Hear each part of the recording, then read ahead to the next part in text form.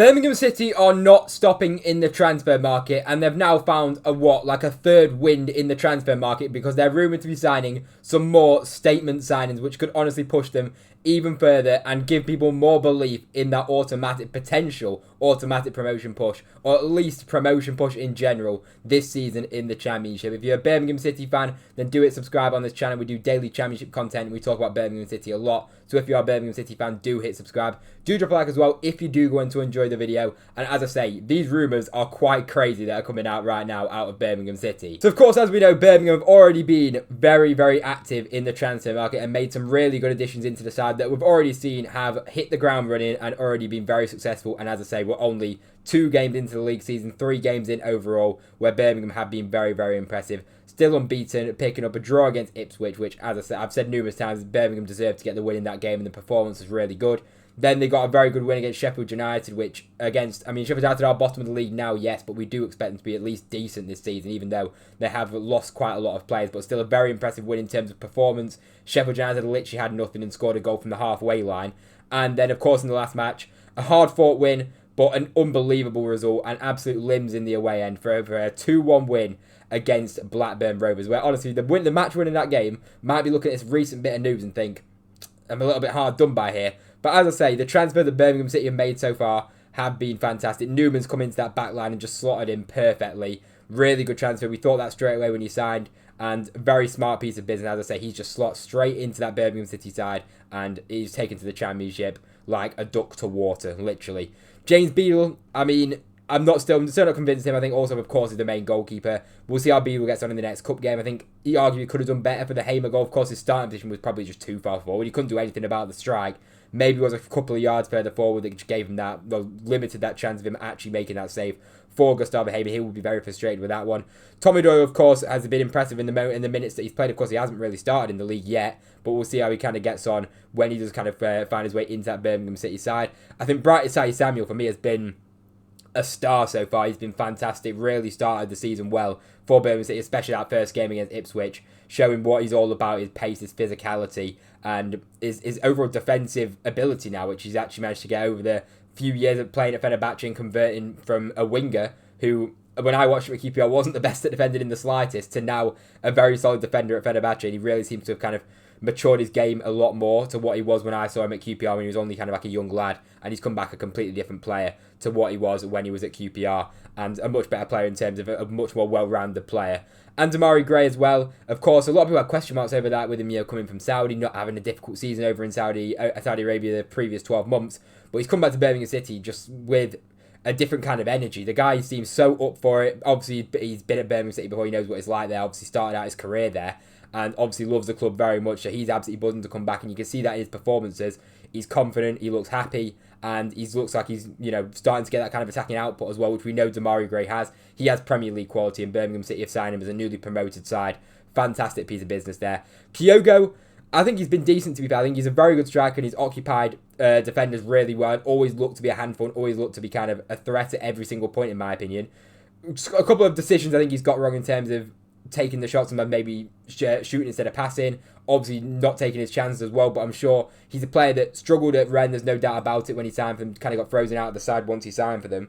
So his confidence may be low after that, and I think obviously it's his first goal that he got for Birmingham City in the EFL Cup, and that was actually his first goal in quite a long time. I think it was like maybe 6 or 7 months or something. He's not scored a goal in a long time, so that for him will do his confidence a world of good, and I'm sure Kyogo will be a big success. We saw how good this guy was at Celtic, and he was an absolute joke. And they've also signed for Jimoto as well, who we've not actually seen play yet in a Birmingham City shirt, but from what I've heard, he's going to be very, very decent, and from what I've heard really good things about him. Obviously, I can't comment too much yet, having not actually watched him properly. Cashin as well, we saw how good he was at Derby County. Of course, he kind of came in for the Carabao Cup game, and he's also played a league match as well off the bench. But Cashin's a player that we saw at Derby County was genuinely one of the better defenders in the Championship.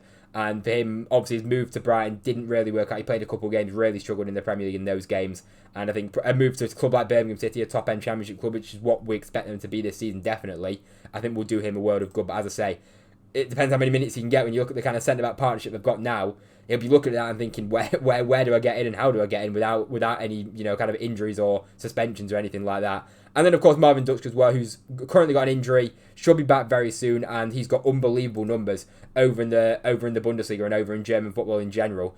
And if you have a look, this guy is genuinely one of the most creative forwards in terms of number 9s, out-and-out number 9s, in the whole of Europe. And now Birmingham City have got him in the Championship. So I'm genuinely really looking forward to seeing how he kind of fits into that Birmingham side, see how many kind of minutes he gets. You'd imagine with the kind of pedigree he's got, he'd be wanting to get starts week in, week out. But as I say, there's so much competition there.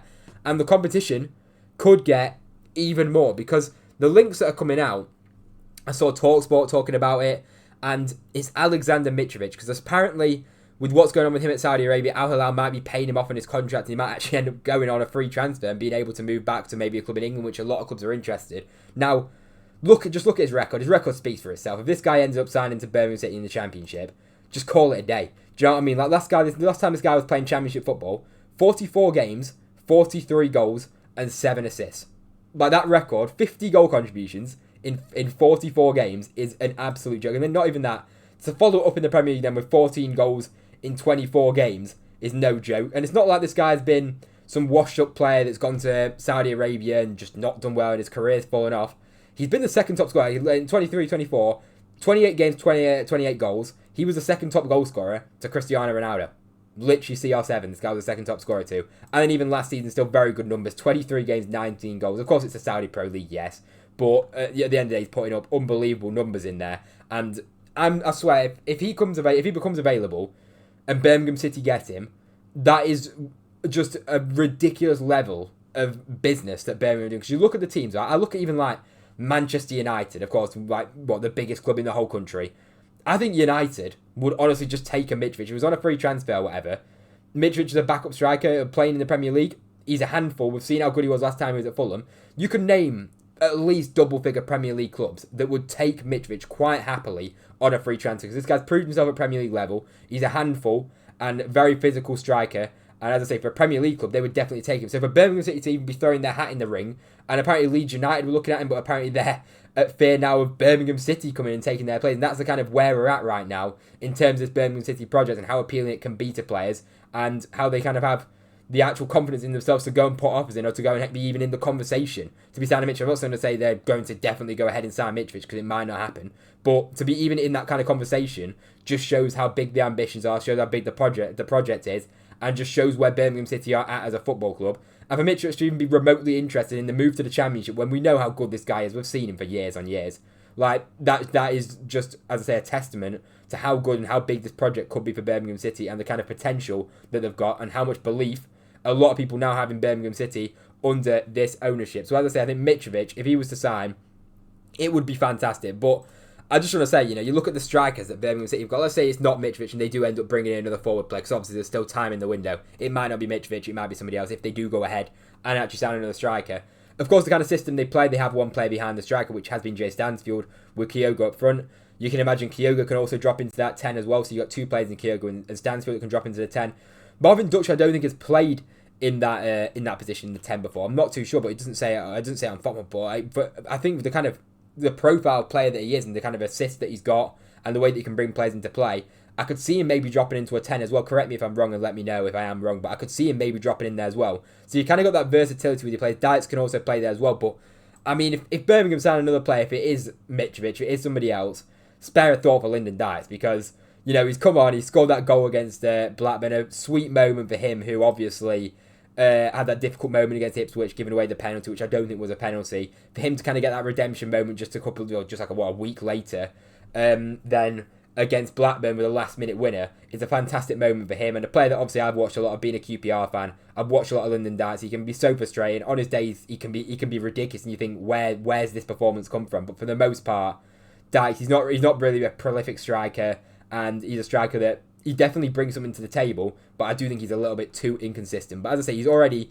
realistically, you look at Birmingham's striking options. Once Marvin Dutch gets fit, you've got Kyogo ahead of him, Jay Stansfield ahead of him, and Dutch ahead of him. So Dykes is fourth choice in terms of them, like number 10/number 9 role for Birmingham City. He will be fourth choice. And to bring in one more, you would think, would maybe Dykes go the other way? Would he maybe end up leaving and because otherwise he would literally be fifth choice. He might get an odd few minutes off the bench still, but he's pushed well down the pecking order if Birmingham City do go and sign a new striker. And if you look at it, imagine if they did have Mitrovic, that front line, Kyogo they spent almost £10 million on.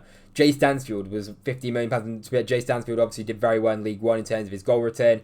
In the Championship last time he did very well as well, and obviously started the season really positively as well. But then I think Birmingham City, if I was to say, do they need a number 9? Probably not.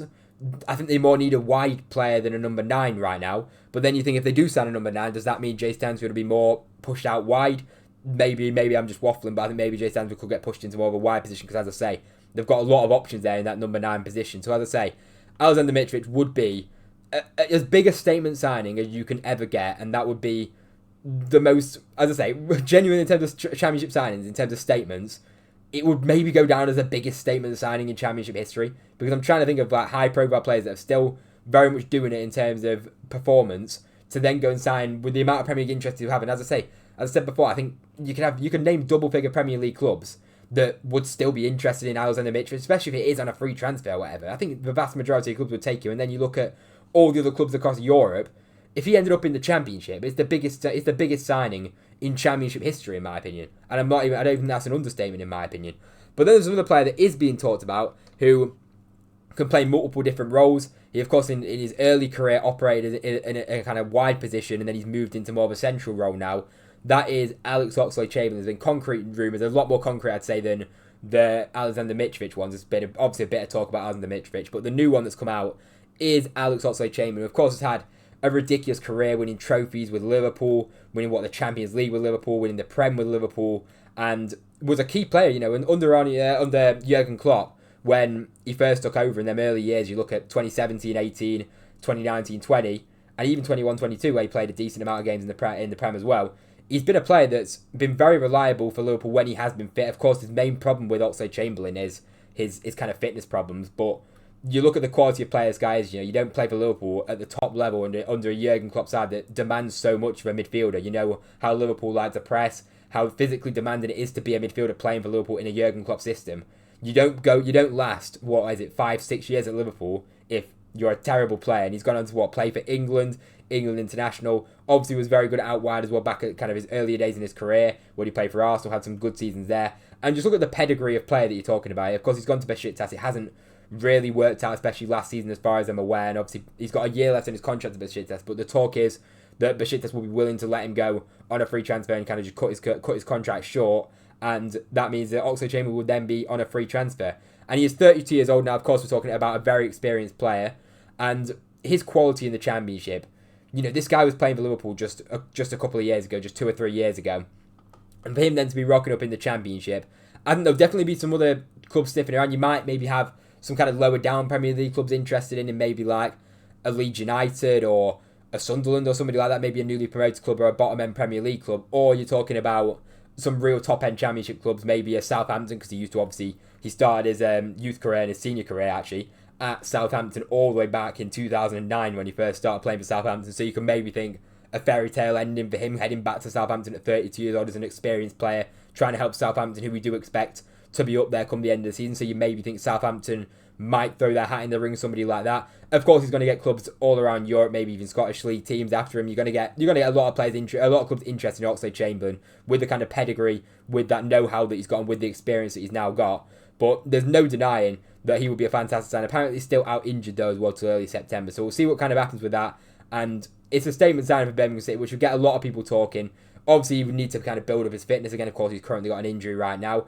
Would he play week in, week out in that Birmingham City side? I mean, you've got to say, with the kind of pedigree and quality that the guy's got, like, you would expect him to be playing. But then look at that kind of midfield too that you've got of Iwata and Pate, where could he maybe go into that number 10 role? Oxlade-Chamberlain, I don't think so. Could he maybe go out wide? I think he's 32 now. I don't think he'd go out wide. I think he would be in that kind of central area where the depth that Birmingham City have already got. You've got Iwata, who's been ridiculous since signing for Birmingham, and you've got Pake as well that struck up such a good partnership, so much energy, so much legs, and quality on the ball as well as the pressing off the ball, because we've seen that game against Ipswich how good specifically those two central midfielders were in terms of dominating the midfield up against the Ipswich side that we're expecting to be right at the top of the league in terms of the ability of their squad. Yes, they probably, they didn't have Kayuste playing, who will be their best midfielder, but Birmingham City absolutely bossed that midfield in that match. And for Oxlade Chamberlain to walk in, he's not going to be able to sign for Birmingham City and just walk into that side, because, as I say, these guys are performing so well. You're not going to be able to just walk straight in to that side. And then that's on the bench as well. You've got Tommy Doyle on the bench. If you just look at that kind of second team they played in the game, also second team or rotated team they played in the game. You know, you've got Tommy Doyle that can obviously operate. He played in the number 10 in that game, but Tommy Doyle can obviously operate in that central area. And you've got Mark Lennon as well. You've got serious talent. And to add another body in there in Oxlade Chamberlain, you look at, as I say, I've spoken about this before, you look at Sheffield United's depth. Obviously they made changes. Birmingham City made changes. Look at the depth in that Birmingham City side and look at how strong that side is. Adding more bodies to it, adding another forward, if it's Mitrovic, if it's somebody else, they do go ahead, or if they add another winger by the end of the window, whatever they decide to do. And then add maybe an Oxlade Chamberlain in the middle of the park as well. You're talking about ridiculous levels of depth and genuinely like a conversation to have the best depth in the whole of the Championship. Because I think especially, you know, at the back, you've got Cashin who can come into the side. You've got Brighty, Samuel and Led, two quality right backs. Led can also come in at the other side as well. And you've got so much, as I say, quality in that side in terms of players that can come in and out of the side. It's a ridiculous level of quality and depth that we're talking about for Birmingham City. So that is why I've been backing them all the time, and I think if they're going to continue to make signings, they make one or two more signings come the end of the window. They don't specifically need it. Like, I think their squad's already ready, but just to kind of make it that even more, give them that even bit more confidence in bringing in a couple more bodies that, as I say, experienced players that definitely know English football, know the Championship in a Mitrovic and Oxlade Chamberlain. There's no denying that it just only bolsters Birmingham City's chances in having a really, really good season this season. As I say, things have been really positive this season. They've had a bit of everything. You know, they've had the performance against Sheffield United in the dominant display where they literally limited them to nothing. The same against Ipswich where, yes, they didn't have the goals to... They didn't get the result at the end of the day. You know, they had that penalty that wasn't a penalty in my opinion, but you could have argued maybe they should have wrapped that game up, and they definitely had a chance. And the same against Sheffield United. You know, Sheffield United equalised. Birmingham should have been out of sight before that Hamer goal. And then you had that kind of last game as well, which was definitely out of the performances, it wasn't the most convincing out of the three. But going away to Blackburn, a lot of pressure with the kind of talk about, and with, to have 7,000 fans turning up as well. But then to have the kind of desire and the heart as well to get through that game, to win the game 2-1 with two 90th minute goals, limbs in the away end. Them kind of moments are the moments where you think it's something special going on here with moments like that. Because a Birmingham City side in the past, you know, I've had comments saying that a Birmingham City side in the past might have just folded at 1-0.